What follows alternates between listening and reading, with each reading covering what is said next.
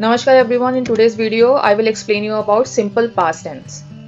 You guys must be wondering that in previous video I explained you about present continuous tense and now I am explaining you simple past tense.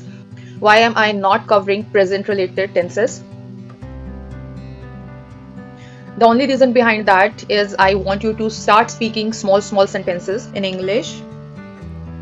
Let's start simple past tense. So the sentences like I went to school. मैं school गया या मैं school चला गया या मैं school के लिए चला गया. I went to school.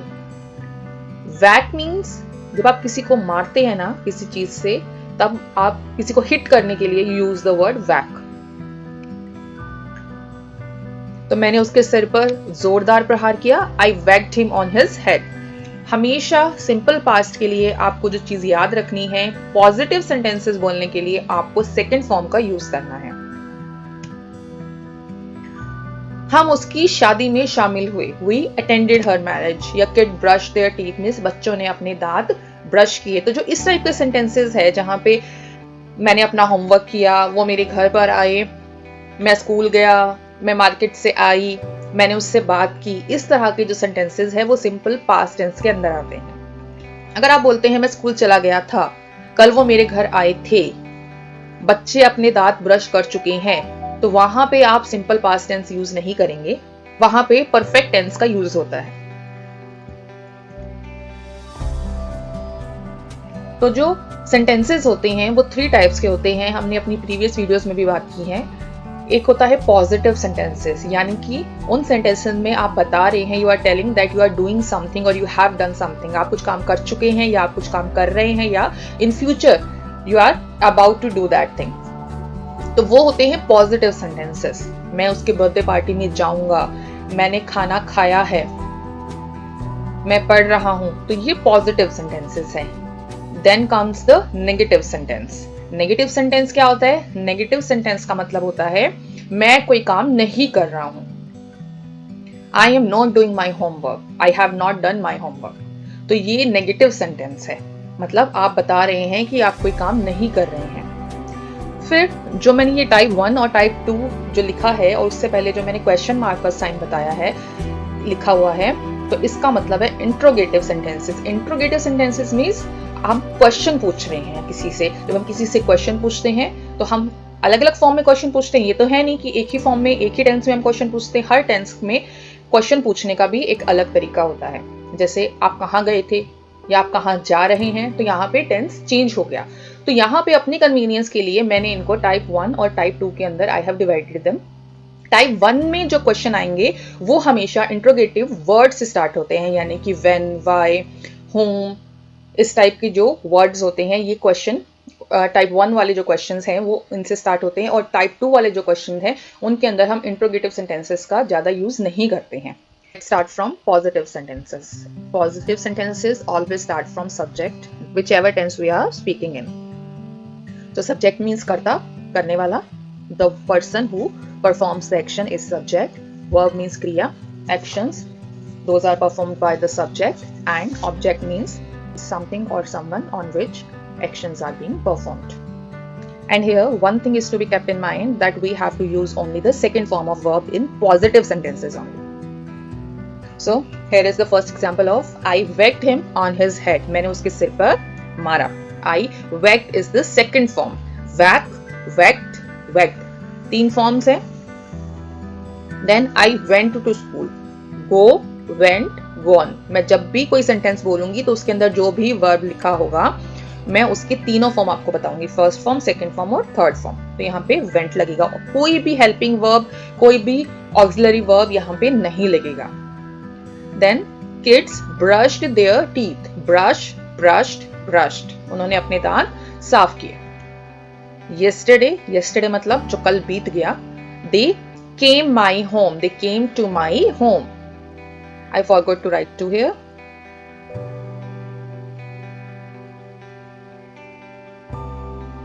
Come, came, come. The third form is also come. We attended her wedding. हमने उसकी wedding attend की. Her means girl. तो attend, attended, attended. He did his homework. उसने अपना काम कर लिया. Do, did, done. She played music. उसने संगीत बजाया. Play, played, played. Now we will talk about negative sentences. So whenever we use negative sentences in simple past tense, we always use auxiliary verb, and most of the time this auxiliary verb is did.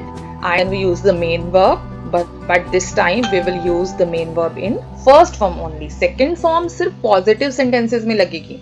Negative sentences में या interrogative sentences में first form ही लगेगी, क्योंकि वहां पर हम did का use करने वाले हैं. तो डिड ऑलरेडी सेकंड फॉर्म है. तो जब भी आप कभी भी किसी भी फॉर्म में आप कोई सेंटेंसेस बोलते हैं कि कोई किसी भी टेंस में आप कोई सेंटेंस बोल रहे हैं और आपके पास एक हेल्पिंग वर्ब होगा उसके अंदर और एक होगा मेन वर्ब. मेन वर्ब हमें ये बताता है, अब आपको कैसे डिस्टिंग्विश करेंगे. मेन वर्ब हमें ये बताएगा कि क्या कौन सा एक्शन परफॉर्म हो रहा है. तो जो एक्शन बता रहा है कि इस सेंटेंस में ये काम होने का पता चल रहा है, तो वो तो होगा मेन वर्ब. और उसकी हेल्प के लिए जो वर्ब हम लगाएंगे वो होगा हेल्पिंग वर्ब. जैसे डिड है यहाँ पे. जब भी एक सेंटेंस के अंदर, एक सिंपल सेंटेंस के अंदर मोर देन वन वर्ब होंगे, मतलब एक से ज्यादा वर्ब होंगे. मोस्टली दो ही वर्ब आते हैं. जब एक सेंटेंस के अंदर दो वर्ब होते हैं तो एक वर्ब की फॉर्म चेंज होती है और दूसरा वर्ब जो होता है वो हमेशा फर्स्ट फॉर्म में ही रहता है. वो फर्स्ट फॉर्म में रहेगा और सिंगुलर फॉर्म में रहेगा. So subject plus auxiliary verb plus main verb, first form and then object. Okay, so the auxiliary verb that we use in negative sentences is did. Okay,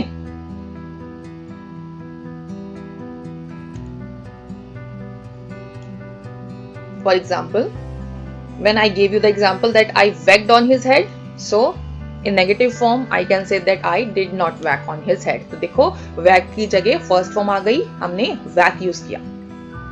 I went to school, I did not go to school. मैंने आपको बताया था ना कि go is the first form. Go, went, gone. तो अभी third form को तो हम साइड ही कर देते हैं, थर्ड फॉर्म का तो यूज ही नहीं है. तो go is the first form, went is the second form. तो मैं जैसे आपको हर वीडियोस में बोलती हूँ अपनी कि आपको जो मेन फोकस रखना है वो वर्ब्स पे रखना है. तो वर्ब्स आपको अच्छे से करने हैं. Kids did not brush there teeth. तो डिड आ गया तो ब्रश्ड की जगह हमने ब्रश लिखा. Yesterday they did not come my home. तो कम, केम, कम. तो यहां पे फर्स्ट फॉर्म लगी है. We attended her wedding. We did not attend her wedding. He did his homework. He did not do his homework. She played music. तो last word आप pause करके एक बार खुद guess करके देखिए कि what would be the last word, the negative sentence. She did not play music. Okay? देखो, one thing is that why I have written it like did and then nt. We can also say did not. बोलना थोड़ा सा tough कह सकते हैं और कह सकते हैं कि ऐसा लगता है कि we are not fluent in English. तो हम बोल सकते हैं didn't, like I didn't whack on his head. I didn't go to school. Kids didn't brush their teeth. Yesterday they did come my home. We didn't attend her wedding. He didn't do his work or his homework. She didn't play the music. Now we will talk about interrogative sentences, and in this slide we are talking about type 1 interrogative sentences. Type 1 interrogative sentences means those sentences which start from interrogative words like which, when, why, how, what. Then we will use did, then the subject, then verb, first form, then object. देखो did is the auxiliary verb here. ठीक है, तो main verb लगा लो और verb लगा लो. When did is here, then only the first form will come. Did के साथ हमेशा first form आती है. Always keep this thing in mind. See, when did I whack on his head? तो he is asking कि मैंने उसके सिर पे कब मारा। When did I go to school? मैं स्कूल कब गया। Why did kids brush their teeth? Kids ने अपने teeth क्यों ब्रश किए। Why did not they come to my home? वो मेरे घर क्यों नहीं आए। तो अगर आपको कोई नेगेटिव क्वेश्चन भी पूछना है तो did के साथ नॉट लगेगा। Why did we attend her wedding? Sorry, when did we attend her wedding? हमने उसकी वेडिंग कब अटेंड की। When did he do his work? अब यहाँ पे did आ गया ना, तो यहाँ पे do आएगा क्योंकि एक्शन भी बता रहा है और did बता रहा है कि हम सिंपल पास्ट में कोई सेंटेंस बोल रहे हैं और do बता रहा है कि उसने करने का काम किया है। do मतलब होता है करना, तो do is the first form। तो when did he do his work? Why did she play music? Okay. Now interrogative type 2 sentences. In interrogative type 2 sentences, we just remove interrogative words from the question, okay? And we start the question from did. Did, then subject, then first form of verb, and then object, okay? Did I whack on his head? So I earlier told you that in type 2 question, our answers will only be in the Boolean. If I had whacked, then definitely that person would answer yes, and if I have not, then that person say no, you didn't whack, okay? Then, did I go to school? Did kids brush their teeth? Did they come to my home? क्या वो मेरे घर आए? Did we attend her wedding? क्या हमने उसकी wedding attend की। Did he do his work? क्या उसने अपना काम किया। Did she play music? क्या उसने म्यूजिक चलाया। If you like my videos, then don't forget to like and share them, and also don't forget to subscribe my video and also ring the bell icon. That's all for today. Stay tuned.